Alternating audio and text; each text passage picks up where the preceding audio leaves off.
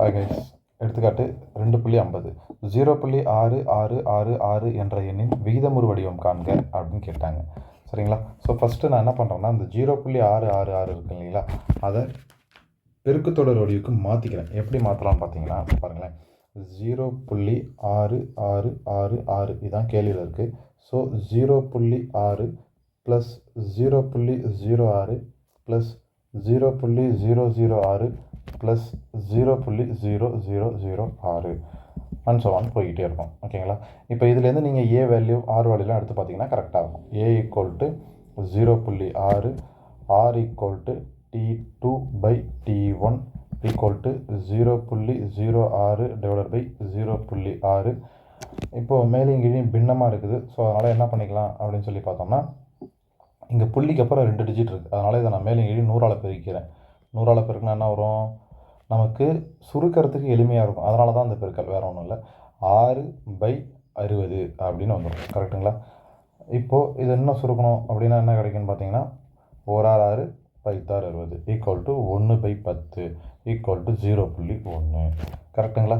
இப்போது கவனித்து பார்த்தீங்கன்னா ஆரோட வேல்யூ என்ன கிடைக்குதுன்னா, ஆர் ஈக்குவல் டு 0.1 கிடைக்குது. அதாவது 1 விட கம்மியாக கிடைக்குது. அப்போ 1 விட கம்மியாக கிடைக்குதுன்னா, போன கணக்கில் ஃபார்முலா பார்த்தோம் இல்லையா, எடுத்துக்காட்டு 2.49 அதே ஃபார்முலாவை தான் இங்கேயும் பயன்படுத்தணும். வேறு வழியே இல்லை. ஸோ இது ஏ மதிப்பு ஆர் மதிப்பு ரெண்டுத்தையும் எடுத்து கட்டம் கட்டியாச்சு. இப்போ பாருங்கள் ஃபார்முலா என்ன அப்படின்னு சொல்லி பார்த்தோம்னா, இதோட ஃபார்முலா 0.6666 இந்த மதிப்புக்கு தான் நம்ம ஃபார்முலா அப்ளை பண்ண போகிறோம். a/1 - 6. ஓகேங்களா? இப்போ இந்த 0.666 நம்ம எப்படி எழுதி வச்சுருக்கோம், கணக்கு மாற்றி வச்சுருக்கோம் பார்த்தீங்களா, அப்படி எழுதிருங்க. 0.6 plus 0.06 plus 0.006 plus 0.0006 equal to ஏங்கிறது 0.6 டிவைடட் பை 1 மைனஸ் 0.1. கரெக்டுங்களா? இப்போது அடுத்தது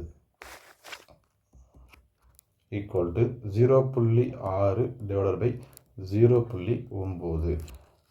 இப்பயும் அதே தான், மேலே இங்கேயும் ஒரு 10ஆல் பெருக்கிக்கிட்டோம் அப்படின்னா முழு நம்பராக கிடைக்கும். 10 டிவைடட் பை 10 ஈக்குவல் டு 6/9. இதை சுருக்கினா என்ன கிடைக்கும்? 2 3 6 3 9 ஈக்குவல் டு 2/3. சரிங்களா? இப்போ ஆன்சர் கிடச்சிச்சு. இது எதோட ஆன்சர் அப்படின்னா 0.666 விகிதமுறு வடிவம் அப்படின்னு எழுதி ஆன்சரை முடிச்சிட வேண்டியதான். விகிதமுறு வடிவம் equal to 2/3. That's all. Thank you.